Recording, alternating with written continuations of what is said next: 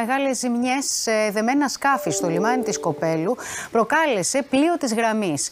Η είσοδος του Superstar προκάλεσε έντονο κυματισμό και τα δεμένα στο λιμάνι ιστιοπλοϊκά έπεφταν, όπως θα δούμε στο ρεπορτάζ, το ένα πάνω στο άλλο. Όπως καταγγέλνουν οι ιδιοκτήτες των σκαφών, δεν είναι μάλιστα η πρώτη φορά που προκαλούνται ζημιές κατά τον κατάπλου ή τον απόπλου πλοίου της γραμμής.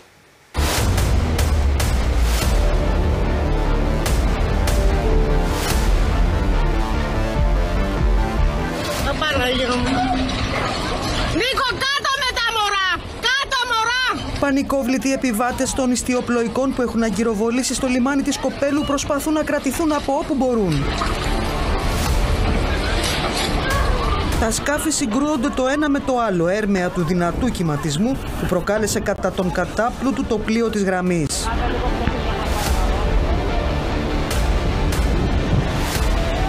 Τα ιστιοπλοϊκά είναι γεμάτα κόσμο που ουρλιάζει.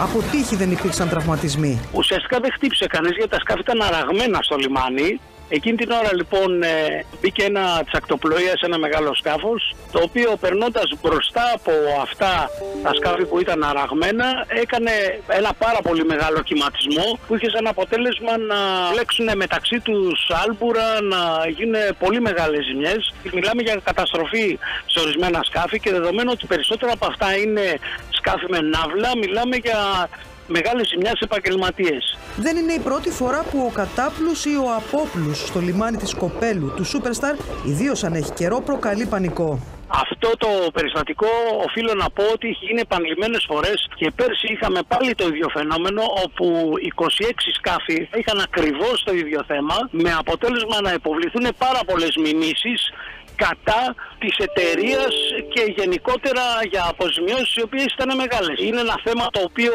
έχουν αρχίσει και με συζήτηση και με ασφαλιστικές εταιρείες.